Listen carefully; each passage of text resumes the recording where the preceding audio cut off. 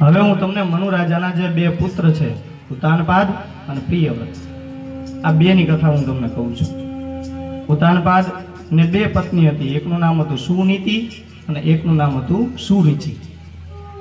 આ સુનીતિ હતી એ ભગવાનની પરમ ભક્ત હતી. એને ભગવાનની ભક્તિ કરવામાં બહુ રસ હતો. પણ સુરુચિ જે હતી ને એ પોતાની અંદર રુચિ ધરાવવા વાળી હતી.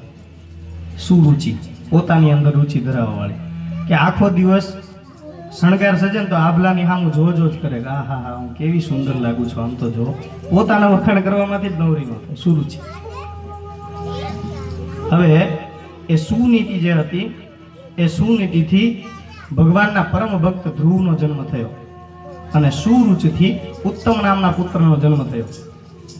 ઉતાનપાદ જે હતો, ઉતાનપાદને સુનીતિ કરતા સુરુચિ વધારે પ્રિય લાગતી હતી. ઉતાનપાદ કોણ છે? આપણી બુદ્ધિ. બુદ્ધિને વધારે શું ગમે? જે સારું સારું દેખાતું હોય ને. ભગવાનની ભક્તિ બુદ્ધિને ગમતી જ નથી. કેમ કે હવે ન્યા હું જાય ભાઈ, એની કરતા વાહ હાલો આમ જો ડીજે વાગે જોરદાર દાંડિયા રાસ હાલે છે બધું. એ સુનીતિ ભગવાનની ભક્તિમાં રત રહે અને સુરુચિ પોતાને સારું લાગે ને એવું જ કરે. કે આબલા સામે તૈયાર થવામાં ઊભી રહી જાય તો અડધી પોણી કલાક વહી જાય તો સુનીતિને ભાન ન રહે કે હું કેટલા ટાઈમથી તૈયાર થાઉં છું. એના પુત્રનું નામ હતું ઉત્તમ. એ ઉત્તમને ઉતાનપાદ જ્યારે ખોળામાં બેસવા માટે ગયો ત્યારે ધ્રુવને ખોળામાંથી નીચે ઉતારી દીધો અને ઉત્તમને ખોળામાં બેહાડી દીધો છે. એટલે ધ્રુવને ખોટું લાગ્યું કે પિતાજી આવું કેમ કર્યું મારી સાથે, કારણ કે ઉત્તમ વધારે ગમતો, ધ્રુવ નહોતો ગમતો. બુદ્ધિને ભગવાનના ભક્તો ગમતા જ નથી. અને એ ભગવાનના ભક્તો જો આવીને કદાચ બુદ્ધિથી સલાહ આપે ને કે સવારમાં તિલક કરવું ને આ કરવું ને તે કરવું, તો એ અત્યારની પેઢીને ગમતું નથી. તો ભાઈ ઈ કોણ રામાયણ કરે, રહેવા દો ને હવે. તો ઉત્તમ ને ઉતારી દીધો, ઉત્તમને ખોળામાં બેસાડ્યો, ધ્રુવને ઉતારી દીધો. એટલે ધ્રુવને ખોટું લાગ્યું કે મારા પિતાજી આવું કેમ કર્યું. એટલે સુરુચિની પાસે જઈને કહે છે કે માં આવું કેમ કર્યું મારા પિતાએ, ઉત્તમને ખોળામાં બેસાડ્યો ને મને ખોળામાંથી ઉતારી લીધો, શું મારા પિતાને નથી ગમતો? ત્યારે સુરુચિ એમ કહે છે કે જો તારે તારા પિતાના ખોળામાં બેસવું હોય ને તો જા ભગવાનનું તપ કરવા અને ભગવાનને પ્રસન્ન કરી અને ભગવાનને કહે કે તને મારા કુખથી અવતાર આપે તો તું તારા પિતાના ખોળામાં બેસી શકીશ. ધ્રુવને લાગી આવી બાળહઠ. એટલે 5 વર્ષની ઉંમરમાં ધ્રુવજી પોતાનું ઘર મૂકીને નીકળી ગયા કે હવે નક્કી કરી લીધું છે કે આપણે ભગવાનને પ્રસન્ન કરવા જ છે. પ્રસન્ન કરીને ભગવાનને કેવું છે કે આ રાજગાદી મારે જોઈ છે, નક્કી કરી. અને ધીમે ધીમે ઘનઘોર જંગલની અંદર જતા જાય છે, ઊંડા જંગલમાં. હવે એવામાં નારદજી જોઈ ગયા ધ્રુવજીને કે આવડું એવું 5 વર્ષનું બાળક આ જંગલની અંદર શું ફરે છે ઘનઘોર જંગલમાં. નારદજી પાછા ઉતર્યા અને નારદજીએ ધ્રુવને ઊભા રાખીને કીધું બેટા કોણ છો તું? તો કે ઉતાનપાદનો પ્રિય છું, પુત્ર છું ધ્રુવ. તો કે અહીંયા અત્યારે જંગલમાં? તો કે બસ મારે ભગવાનને પ્રસન્ન કરવા, તપ કરવું છે મારે, હવે ઘરે નથી જાવ. ધ્રુવજી કેલા છોકરો અવળો એવો છે પણ વાતો બહુ મોટી મોટી કરે છે. અરે બેટા હજી તો તારી રમવાની ઉંમર છે, તારે રમાય. અત્યારે ભગવાનનું તપ બપ ન કરવાનું હોય, જા ઘરે જતો રે પાછો. ભગવાનનું ધ્યાન અત્યારે નથી કરવાનું, તારે તો રમવાની ઉંમર છે. હજી તો તને હરખું ખાતા પીતાય નથી આવડ્યું, માતાના લાડ કોડે નથી કર્યા હજી તો તે હરખા. જા ઘરે પાછો જતો રહે. ધ્રુવજી કહે છે કે નહીં હવે હું ઘરે પાછો નહીં જાઉં, હવે તો મારે ભગવાનનું તપ કરવું જ છે. ધ્રુવજીને આવી વાત કરી ત્યારે નારદજી કહે છે કે તને ખબર છે આ જંગલની અંદર કેટલા બધા હિંસક પ્રાણીઓ ફરે છે? એક ઘડીક વારની અંદર તારા શરીરને ચીથડા કાઢી નાખશે. આ વન્ય પ્રાણીઓ ફરે છે, અહીંયા ભૂખ્યા જ હોય છે. ઘડીકમાં એના તીક્ષ્ણ નોરથી તારા શરીરને છિન્ન ભિન્ન કરી નાખશે. તું ઘરે પાછો જતો રહે, હજી તું તારી રક્ષા કરવા માટે સક્ષમ નથી. બીવરાવાની કોશિશ કરી નારદજી. ધ્રુવજી કહે છે કે હવે મરી જવું તો ભલે મરી જવું, બાકી હવે મારે ઘરે પાછું નથી જવું, ભગવાનનું તપ કરવા જવું છે. નારદજી કહે છે કે હવે આપણો આ પાકો શિષ્ય થઈ ગયો છે. નારદજી કહે છે પણ ભગવાનને પ્રસન્ન કરવા માટે તને કઈ મંત્ર બંત્ર આવડે છે? ધ્રુવજી માથું ખંજોળવા માંડે કે એ નથી આવડતું. ભગવાનને શું નામથી બોલાવવા માંગે? હવે વિચાર કરો સાહેબ, 5 વર્ષનું બાળક, 5 વર્ષના બાળકને શું ખબર પડે તપ વિશે, કે ભગવાનનું તપ કેમ કરે? નારદજી કહે છે કે સાંભળ, હું તને મંત્ર આપું. મેં તારી જે કાંઈ પરીક્ષા કરવાની હતી એ કરી લીધી છે. મને ખ્યાલ છે કે તું મારો પાક્કો શિષ્ય થઈશ ને ભગવાનને અવશ્ય પ્રસન્ન કરીશ. નારદજીએ ધ્રુવજીને મંત્ર આપ્યો છે. દ્વાદશાક્ષરી મંત્ર, 12 અક્ષરનો મંત્ર, મંત્રોનો પણ મહામંત્ર છે. જો આ એક મંત્ર જીવનમાં ઉતરી જાય ને તો કેટલું બધું કલ્યાણ થઈ જાય. આવો એક બે વખત આપણે પણ એ મંત્રનો જપ કરીએ. ઓમ નમો ભગવતે વાસુદેવાય. ઓમ નમો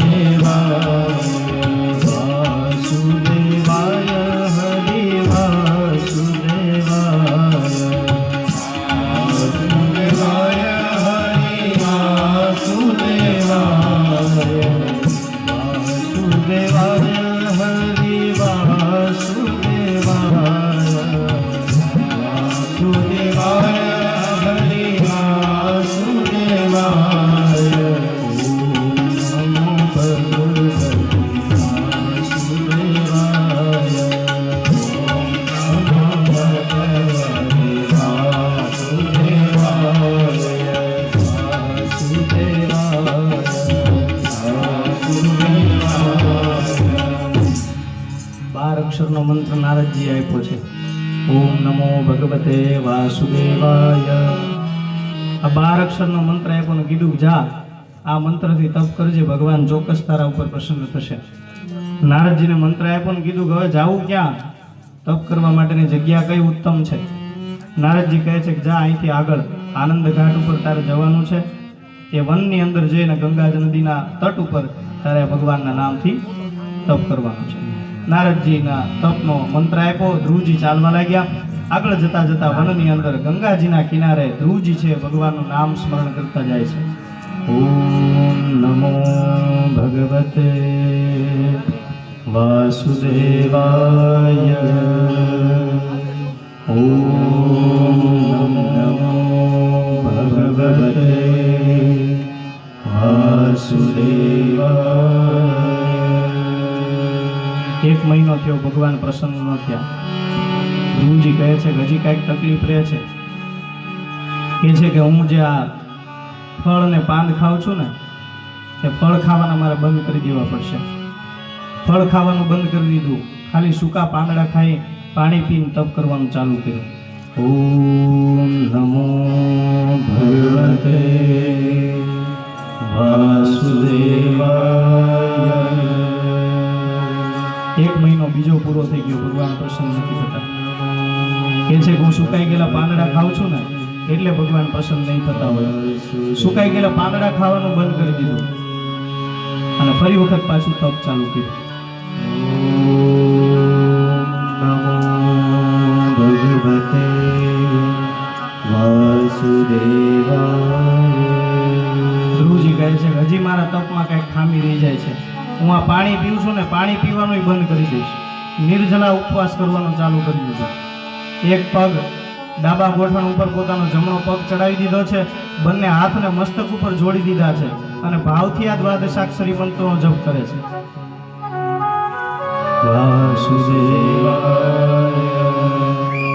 જળ પીવાનું બંધ કરી દીધું, નિર્જલા ઉપવાસ કરવાનું કર્યું, તોય ભગવાન પ્રસન્ન નથી થતા. ધ્રુવજી કહે છે કે હવે છેલ્લી વસ્તુ બાકી રહી છે કે હું જે આ શ્વાસ લઉં છું ને એ વાયુનું પાન કરવાનું બંધ કરી દઉં. પોતાના આત્માને અંદર સ્થિત કર્યો છે. શ્વાસ લેવાનું ધ્રુવજીએ બંધ કરી દીધું છે અને એક ચિત્તથી ભગવાન નારાયણનું સ્મરણ કરે છે. જ્યારે ધ્રુવજીનું તપ શ્વાસ લેવાનું બંધ કરી દીધું ને ત્યારે ધ્રુવજીના શરીરમાંથી એટલું તેજ નીકળવા માંડ્યું કે દેવતાઓ બધા બળવા લાગ્યા છે. ચારે દિશાઓ બળવા લાગી છે કે આ શું છે, આ કોણ તપ કરે છે આવું ભયંકર. બધા દેવતાઓ પાછા નારાયણ પાસે ગયા છે. નારાયણ, આ કોણ છે, આ કોણ આવું તપ કરે છે કે આ બધી દિશાઓ ધ્રુજવા લાગી છે, ઇન્દ્રના ઇન્દ્રાસન ડોલવા લાગ્યા છે. નારાયણ કહે છે કે દેવતાઓ તમે ચિંતા ન કરો, આ તો મારો એક નાનો એવો ભક્ત છે 5 વર્ષનો, અને મને પ્રસન્ન કરવા માટે થઈને તપ કરવા બેઠો છે. તમે ચિંતા ન કરો, હું એને હમણાં જ દર્શન આપું છું. નારદજી ના આપેલા મંત્રના પ્રભાવે ગુરુએ મંત્ર આપ્યો, અને ગુરુના મંત્ર ઉપર ધ્રુવજીને સંપૂર્ણ શ્રદ્ધા હતી, અને સંપૂર્ણ શ્રદ્ધા દ્વારા ભગવાનનું યજન કર્યું. એટલે નારાયણે ધ્રુવજીને આંખું બંધ હતી અને પોતાના અંતઃકરણની અંદર ભગવાને ચતુર્ભુજ સ્વરૂપે દર્શન આપ્યા છે. હાથની અંદર પાંચજન્ય નામનો શંખ છે, એક હાથની અંદર કમળ છે, એક હાથમાં ગોમેદી ગદા છે, એક હાથની અંદર ભગવાને સુંદર મજાનું ઢાલ ધારણ કરેલી છે, તલવાર ધારણ કરેલી છે, ગળાની અંદર કૌશુભ મણિયો છે, વાકડિયા વાળ, કાનમાં કુંડળ, મોટા મોટા મુગટ શોભી રહ્યા છે, પીળું પીતાંબર શોભી રહ્યું છે, મુકટમાં મોરપીંછ લગાવેલી છે. આવું સુંદર મજાનું ચરિત્ર છે. ભગવાનને અંતઃકરણમાં દર્શન આપ્યા છે. ભગવાન આ મૂર્તિ જેવી જ અંદર પ્રગટ થઈ અને ધ્રુવજીએ પોતાની આંખ ખોલી, ત્યાં એ જ સ્વરૂપની અંદર સાક્ષાત ભગવાન નારાયણ ધ્રુવજીની સામે પ્રગટ થયા છે. બોલીએ લક્ષ્મી નારાયણ દેવકી જય. ચતુર્ભુજ સ્વરૂપે ધ્રુવજીની સામે ભગવાન પ્રગટ થયા છે. ધ્રુવજી તો ભગવાનની સામે એક ધારા જોઈ જ રહ્યા છે. આપણે વિચાર કરીએ ને કે ભગવાનના આપણે દર્શન કરવા છે, તો કથાઓ આપણને શીખવાડે છે ભગવાનના દર્શનની લાલસા ન રાખવી, એની ભક્તિ કરવી. હવે આપણે અંબાજી કરીએ છીએ ને, તો માં અંબા આવો ને મારે આંગણે, આજ મારા ઈએ હરખનો માય. હવે એ અંબાજી સાક્ષાત વાઘ ઉપર સવાર થઈને તમારી સામે ઊભા રહી ગયા હોય તો વાઘથી આપણને કેવી બીક લાગે? તો તારા વાઘની લાગે બહુ બીક રે, ભોળી ભવાની. ગાવાનું ઘણું મન થાય, પણ કથાને આંકવાની સારો. ભગવાન પ્રગટ થયા, ધ્રુવજી કાંઈ બોલી નથી શકતા, એટલે ભગવાનને ખબર પડી ગઈ કે મારા ભક્તને મારી સ્તુતિ કરવી છે. 5 વર્ષનું નાનું એવું બાળક, અને ભગવાને પોતાના શંખને લઈ અને ધ્રુવજીના ગાલે અડાડ્યો છે. અને ચારેય વેદ બ્રહ્માજી એ જે ભણ્યા હતા, એ ચારેય વેદ આજે ધ્રુવજીને કંઠસ્થ થઈ ગયા છે. અને ખૂબ મધુર વાણીથી 27 શ્લોકોની અંદર ધ્રુવજીએ ભગવાનની સ્તુતિ કરી છે, અને ખૂબ ભાવથી ભગવાનની સ્તુતિ કરે છે. નમો સ્વદંતાય સહસ્ત્રમૂર્તયે સહસ્ત્રપાદાક્ષ શિરોરુબાહવે સહસ્રનામને પુરુષાય શાશ્વતે સહસ્રકોટિ યુગધારણે. ખૂબ સુંદર મજાની ધ્રુવજીએ સ્તુતિ કરી. અને સ્તુતિ કરી સાહેબ, આ જે આ વાલ છે ને ભક્તો પ્રત્યેનો, આ ભગવાન આની જેવો ઠાકોર બીજો કોઈ ન મળે, આની જેવો ભગવાન સરળ કોઈ ન મળે. મહાદેવ કદાચ હશે, હું એમ કહું છું, બ્રહ્માજી હશે, ઇન્દ્ર હશે, રામ હશે, પણ આની જેવો સરળ ઠાકોર તમને કોઈ નહીં મળે. એ ધ્રુવજીને સ્તુતિ કરતા જોઈ અને આજે ભગવાનના આંખમાંથી આંસુડાની ધાર થઈ ગઈ છે. અને એ ભક્ત વત્સલ ભગવાન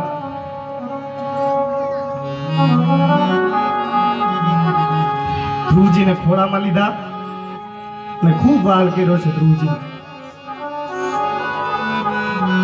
આ ભક્ત વત્સલ ભગવાન છે.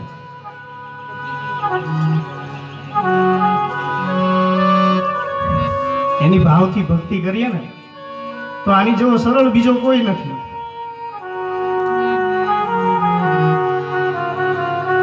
પણ એને સમજવા પડે છે.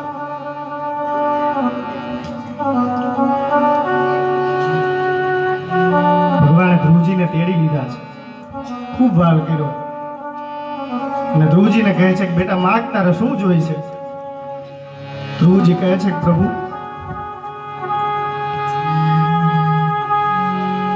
આજ સુધી મારી જેટલી આકાંક્ષા હતી ને બધી આકાંક્ષા પૂરી થઈ ગઈ, હવે મારે કંઈ નથી જોતું. જ્યારે આ ભાવ પ્રગટ થાય ને ત્યારે ભક્તિ પાકે. ધ્રુવજી તપ શેના માટે કરવા આવ્યા હતા? તો કે રાજપાટ માટે, રાજ મેળવવું છે એટલે રાજપાટ મેળવવા માટે થઈને તપ કરવા આવ્યા છે ભગવાન. પણ આજ ભગવાનને શું કીધું કે હવે મારી જેટલી આકાંક્ષાઓ હતી એ બધી પૂરી થઈ ગઈ, હવે મારે કઈ નથી જોતું.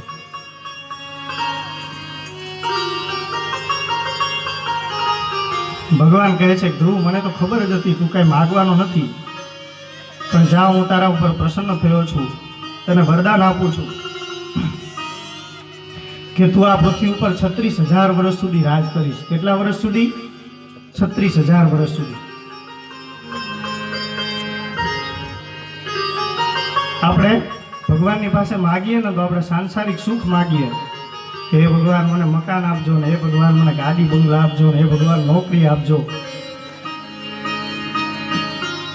પણ આ કથા દ્વારા ભગવાન શીખવાડે છે કે આ તો તમને મળવાનું જ છે, આ તો બધું સામાન્ય છે. ભગવાનની ભક્તિ કરો ને એટલે આ તો બધું મળવાનું જ છે, આ તો સામાન્ય છે. પણ જે દુર્લભ વસ્તુ છે ને એ ભગવાનની પાસેથી માગવાની છે, અને એ છે ભગવાન પ્રત્યેનો ભાવ.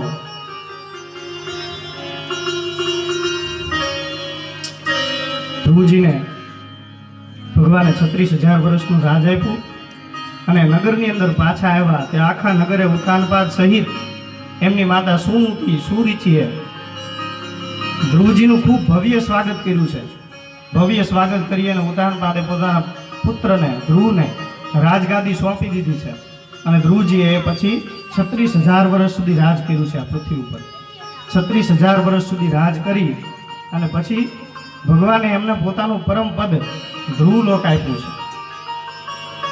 હજી હાલમાં પણ આપણે રાત્રે જે ધ્રુવનો તારો જોઈએ છીએ ને એ જ આ ધ્રુવ છે.